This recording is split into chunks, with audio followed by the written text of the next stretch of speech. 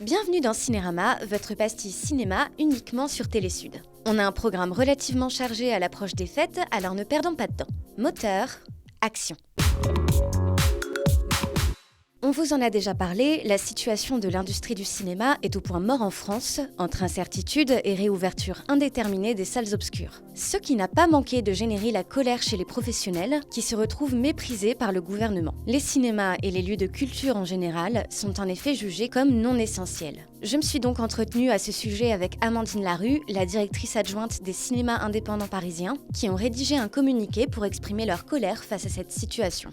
Le premier sentiment qui est passé par tous les exploitants que j'ai rencontrés, c'est vraiment la colère. C'est le premier sentiment qui a été énoncé par tous. L'idée, c'était plutôt de se dire pourquoi est-ce que nous, en fait, on est non essentiel. C'est plutôt sur cette phrase-là et sur ce mot-là toutes les crispations se sont faites. Fréquenter les salles de cinéma, c'est fréquenter un lieu de sociabilité, d'échange, d'être ensemble aussi, dans un moment où on nous individualise de plus en plus. Donc très vite, on a mis en place un petit communiqué pour expliquer ça, pourquoi est-ce que nous on estimait qu'on était essentiel et en fait ça ne pouvait pas se positionner à cet endroit-là, le gouvernement ne peut pas parler à cet endroit-là. En fait, de quoi parle-t-il en fait, quand il nous dit qu'on n'est pas essentiel? Et une salle de cinéma aujourd'hui, les conditions d'ouverture, si ça réouvrait, en tout cas juste avant qu'on ferme, les conditions c'était quand même un spectateur, le maximum c'était 6 spectateurs ensemble, et un espace, mais de toute façon, les gens ne venant pas en général vraiment à 6, en fait, ce qui se passait, c'est qu'il y avait 2 personnes, un trou, 2 personnes, un trou. Donc en fait, quand vous voyez les images des salles de cinéma juste avant la fermeture, ça paraît presque vide en fait. En tout cas, c'est vraiment pas du tout l'image, en effet, des centres commerciaux ou des boutiques actuellement. Donc c'est vrai qu'on se pose vraiment la question de se dire pourquoi est-ce que là, on est mis à l'arrêt alors que sanitairement et protocolairement, on a exactement fait tout ce qu'on nous avait demandé et que c'est un des lieux quasiment les plus sûrs. Alors en 2021, je pense qu'il faut souhaiter aux exploitants qu'au moment où on réouvre pour de bon. C'est-à-dire qu'il y ait vraiment une prise de conscience du gouvernement que les salles de cinéma sont essentielles, mais surtout des lieux extrêmement sécurisés. Le mieux qu'ils peuvent nous souhaiter, c'est que le moment où ça réouvre pour de bon, et à l'année pour aussi qu'après les films puissent sortir, que les distributeurs puissent faire leur travail et qu'il y ait un vrai suivi, parce que sans suivi, on n'y arrivera pas. Donc ce qui peut nous arriver de mieux, c'est ça, c'est d'avoir une réouverture de salle définitive, en considérant que ces lieux sont essentiels, sûrs.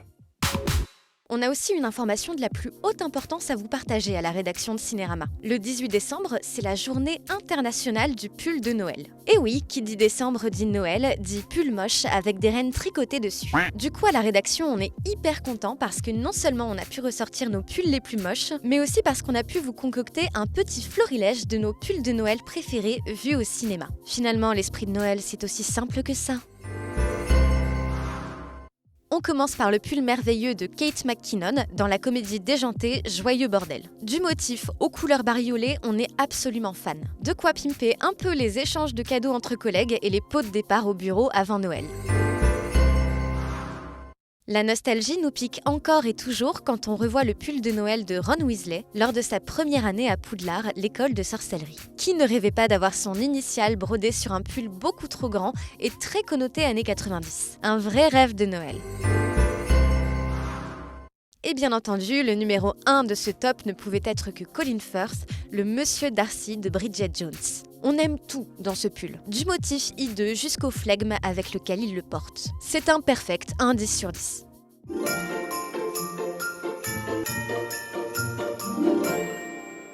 Cette semaine, c'est un duo de films qu'on vous propose au coin du feu de la cheminée de Cinérama. Parce qu'on pense à tout le monde, aux petits comme aux grands enfants, on a décidé de vous proposer un film pour les plus petits d'entre nous et un film pour réchauffer les cœurs des plus grands. On commence donc tout de suite avec Elf, qui nous raconte avec humour les aventures de Buddy, le fils adoptif du Père Noël, qui décide de quitter le pôle Nord pour essayer de retrouver ses parents. Un film qui enchantera toute la famille, où humour et tendresse se mélangent pour donner un cocktail de fête réussi. Elf, disponible en DVD et Blu-ray. Il entame un long périple pour rencontrer sa vraie famille.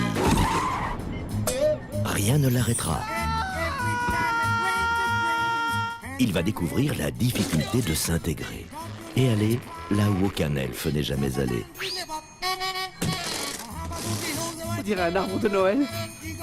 Quelqu'un vous a envoyé un télé-Noël grave. Allez appeler les gars de la sécurité. Oui, tout de suite. On fait des mespaces à 3. Il ne va pas s'installer ici, tu es cinglé. Walter, c'est ton fils.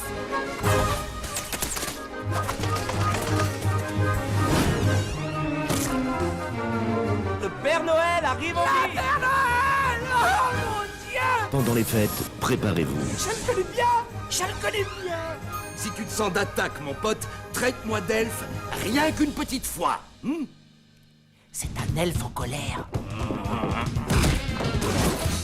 Elfe. Et pour les plus grands, cette semaine, on vous propose un autre classique, La vie est belle de Frank Capra. Comment se rendre compte que l'argent ne fait pas le bonheur et que les biens matériels importent peu tant qu'on a des gens pour nous aimer. C'est ce à quoi va se retrouver confronté George Bailey, un homme qui a fait faillite et songe à mourir le soir de Noël. Sauf qu'un drôle d'ange gardien va lui sauver la mise et lui redonner goût à la vie. Ce film de Noël est toujours aussi pertinent avec les années et réchauffe toujours autant les cœurs, alors sortez les mouchoirs. La vie est belle est un film de Noël qui a traversé les générations et a été remasterisé en 4K pour notre plus grand bonheur. La vie est belle, disponible en DVD et Blu-ray et sur MyCanal. Merry Christmas! Happy New Year to you! You want the moon? Just say the word and I'll throw a lasso around it and pull it down.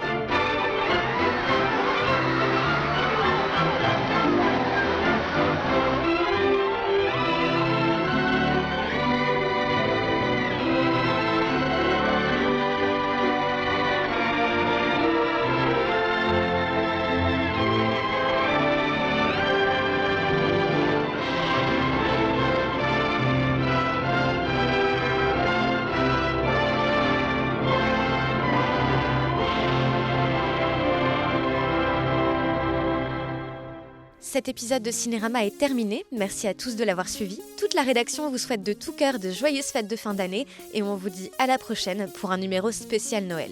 Bonne suite de programmes, évidemment sur Télésud.